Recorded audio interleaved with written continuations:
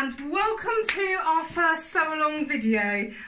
Today we are going to do a headscarf. So even children can do this. I said from age about 7. I have my little assistant sniggering over here. Come and say hello. They can't see you, look. There you are.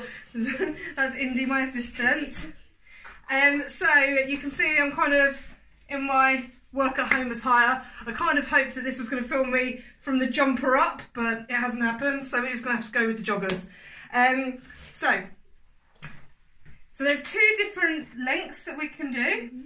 There's this length, which is the grown-up length, and then there's this slightly shorter one, which we measured on whose head today? Indy's and Ezra's. Yeah, and it fitted and looked beautiful, and I've got some photographs of that. So you can see there's a little bit of a difference in the length. And if you were going to do for even smaller, you could take off another inch. We also make them a little bit thinner as well for the kiddies. Come here, Indy, let's show everybody. So here we are. I'm not sure if I can tie like this, but we'll give it a go. A lot. There we are. So that's what that one will look like, and this is what a grown-up one looks like. Although my one's a bit thinner, the one I've got in at the moment. And normally I secure them when I wear them in my hair with a grip. So I'll just pop one of those in. Right, okay, assistant. Should we tell everybody how big we're going to need to make these? Yes. Oh, firstly we should tell people what we need, what they need, shouldn't we? If you're going to sew by hand, you will need some needles. Yeah. I thought I had some. There we go. We got plastic So you might need needles. Oh well, for this you need metal needles because it needs to go through the fabric. And then you're going to need a piece of fabric. I suggested 40 by 9 inches. So a piece like this. But if you're going to make the child's one, you'd have needed less. But we're going to measure it out anyway. So for the child's size, Yes. you are going to need... Yes. To measure. So we're going to measure this one. How many have we got, Indy? Can you see how many inches? What does that say? We got inches of 31. Well, yeah, 31 and a half, so it'd be 32 we'd go with. But you always need to add a little bit more on because you need a bit more for your seam allowance. That's the bit you leave when you sew round it. Yeah. So, for a child, you need 32 inches. Should we write that down, Indy? 32 inches. Because we might forget ourselves. Get it, 32 inches.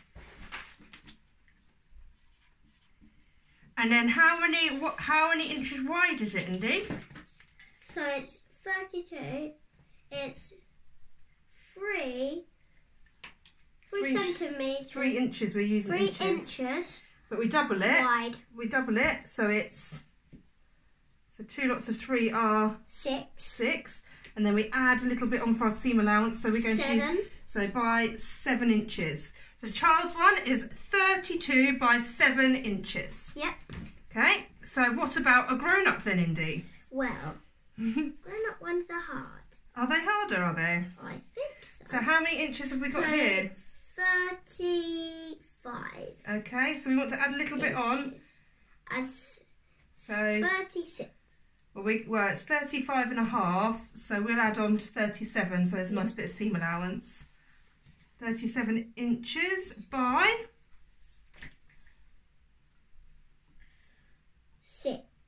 4. And what's 4 times 2, Indy? 4 times 2 is 8. Plus 1? 9. Am I sneakily getting you to do some maths here? Okay, so for a grown-up one, we're looking at 37 inches by 9 inches is what we need to cut. Should we do a grown-up one or a kid's one, Indy? Maybe a grown-up one. A grown-up one, okay, let's do that.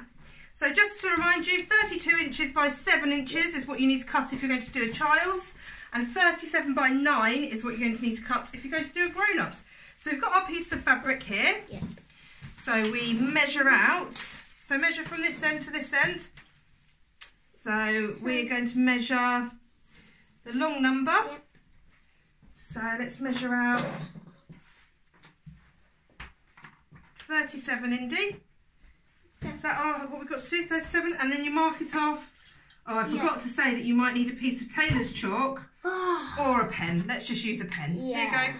Can you put a dot where it says 37? Yep. That's it. And then we measure up again from the edge. I should mention that if you've got a selvage edge like we do, you don't want to measure right from the edge of the fabric. So your selvage edge is a bit of different colour and it'll have dots in it. So you just want to measure a little bit in from there. And then do a 37 again, Indy. You're going to do a dot with the felt tip. That's it. I think you need to get it. There we go. So just to remind you, if you're doing a child's one, you'd be measuring 32 inches along your fabric. Now, from our straight edge, we're going to measure how many inches up, Indy, for grown-ups? 9. How many for a child's? 7. Okay, so we're going to measure 9 inches up. Can you mark a dot here, Indy? 9 inches. Oh, ours is exactly 9 inches already, so we don't need to worry about that. And then we measure again down here. So you want to do a couple of measurements. Yeah. That's it, yeah. And then, if you need to, we don't need to, but if you did need to, you would use a ruler to join up all your dots and make a line. So just pretend for the camera, Indy. Just pretend. Draw a line. Yep, a line just like that. And then you could cut along that line. But we don't need to do that. Yep. Because ours is 9 inches already. But we do need to draw a line across these dots. Indy, can you draw a line across these dots? So all along those dots like that. That's it, well done. Now I need you to cut that line. So you might need to get a grown-up to come and help you. Yeah. You cut that line. But just be very careful with the scissors.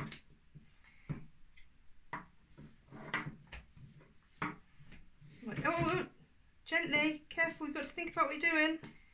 That's it. Straight along that line. And again. Well done. So then once you've got your piece, which if it's a grown-up's should be 37 inches by 9 inches. Oh, we want to cut the selvage edge off. Or if it's a child's, 32 by 7 inches.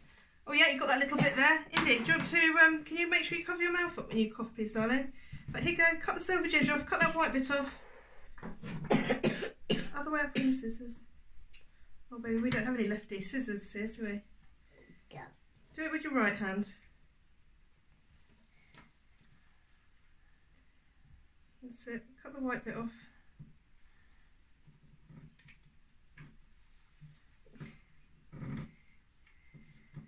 I wasn't quite expecting an assistant. Gently. Say it a bit more. You won that. Yeah, got one, haven't I? So now what we need to do is fold it in half lengthways. Can you do that, Indy? Yeah. So you want to match up the corner to corner. Corner to corner. And can you do it on this side? Corner to corner. Corner to corner. So we have it folded in half, and you want to have your right sides together. That means you have your pattern facing in on itself. Mummy. So the inside of the fabric on the outside. How many videos are we going to make? Well, we're going to do this one, and then we're going to do a live one afterwards. Yeah. And then Mummy's going to have a break, and then when you're in bed, Mummy's going to do some more videos. And then we fold it in half again, like this. So you'll have 4 pieces of fabric all folded together. Now, this is how you make the curve for your headscarf. So you can either get something round, like this tin, and use that to make your curve. So let me turn it the other way for you so you can see. So you want to have a curved bit here, and then going up to the top there. I'm not sure you can see that. I'll show you that. Yeah, because it's orange and orange. Or if you don't have a tin, yeah, and you want to have a bit more of a pointy end, yeah, you can just do a 45-degree angle, straight like that. Or some headscarves are actually squared off at the end to make more of a bow shape. So you could just follow the line that's already cut. However, because I've made a bazillion headscarves in my time, I can do these with my eyes shut. So I actually have my own semicircle. Don't forget the watermelon one. The watermelon one. Where's that then? Yeah, come on then. Bring it over. Indy likes the watermelon one. Yeah. It's my watermelon head. Mummy cut it off. Would you like to wear it? Yeah. Watermelon, watermelon, and watermelon. So it's somewhere between. So my ideal curve for my headscarf is somewhere between the two, the tin and the right angle. But it's kind of up to you how you do that bit. And then you just cut it round, and there you have it. You're ready for sewing. So it's a really easy thing to sew up. We just start from this corner.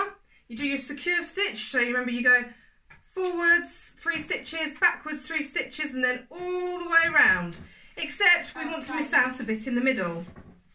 So I always mark it, well I don't actually ever mark it off. I don't know why I said I always mark it off, because I never mark it off. But you're going to always mark it off, you guys at home, because you don't want to sew up this middle bit.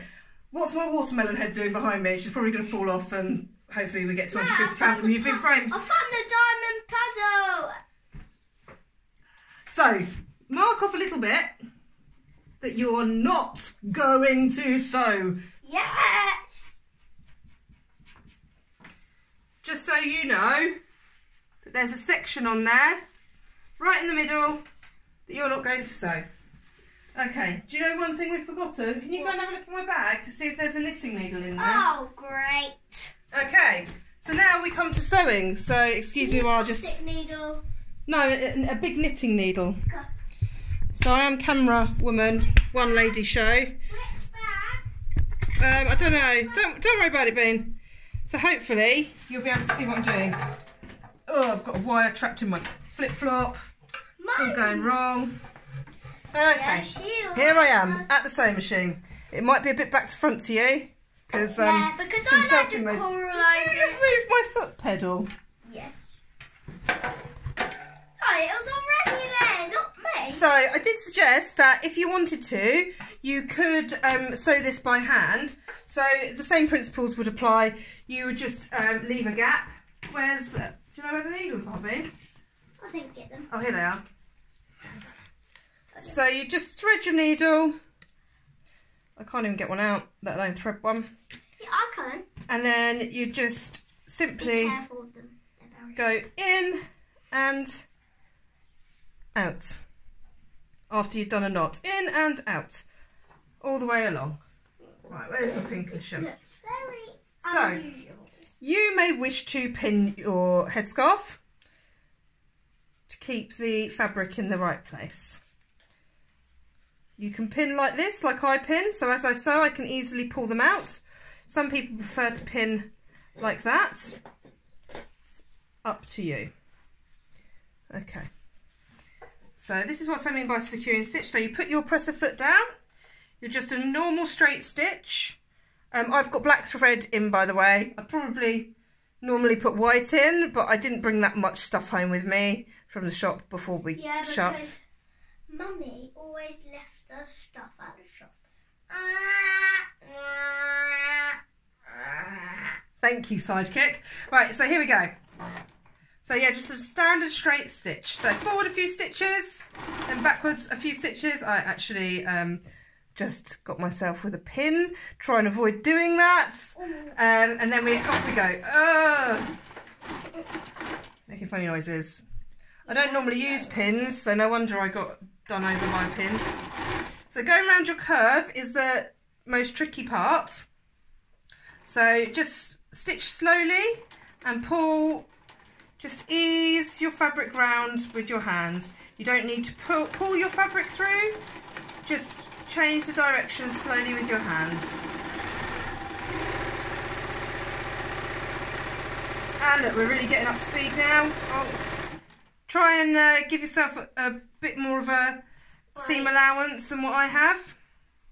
Maybe I should have pinned it.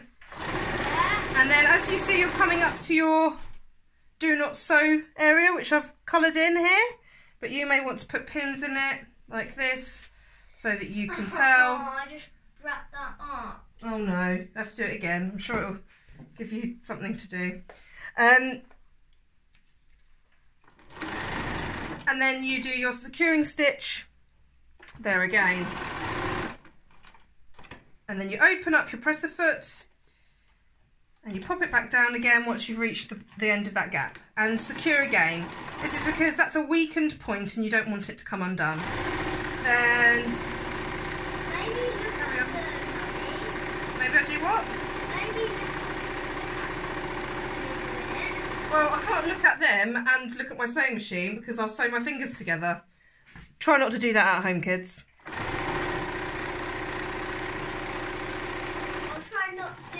And there you go, you get to the end, and again, do your securing stitch, bring it up, and then cut those threads off. I've got an automatic thread cutter on my machine, but if you don't, a little pair of scissors or snips. Pardon?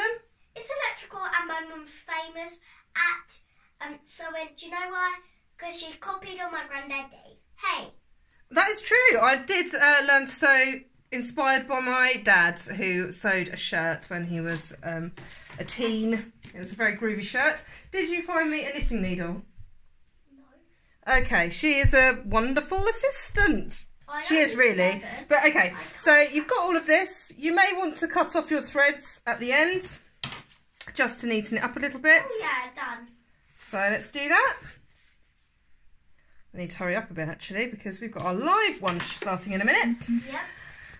You may also need to just chop these threads that you've got in your middle. So then what I do is I put my finger in the gap and ease it all the way down to the end right there. Then I put my other finger, or actually my thumb, on my finger. How did you make this? Hold on a minute please, I'll tell you in the interval. And then, oh, I didn't tell you what I was doing. Thumb on there, and then you push it through. And then you hold on to that end, and as if by magic, one end. And you do the same thing with the other end. Thumb on finger, thumb comes out the end. I thought you said and then there we are. So, in the absence of a knitting needle, I'm just going to use what I have to hand, which happens to be a pencil, a times table pencil. Oh, educational. And then you just slip that into the hole, and I always run up the seam just to make sure that the seam is nice and puffed out, and you pull out this other section flat, and then when you get to your curve, this is the bit you kind of want to do a little bit of pressure on it just to make that curve nice, and then you poke out the corner so it's nice and sharp, and you do the same thing to the other end.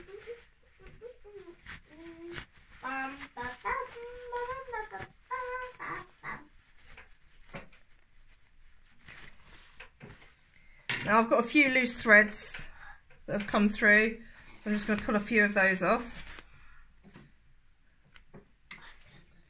Now, the last thing to do, once that's all nice, is sew up your gap.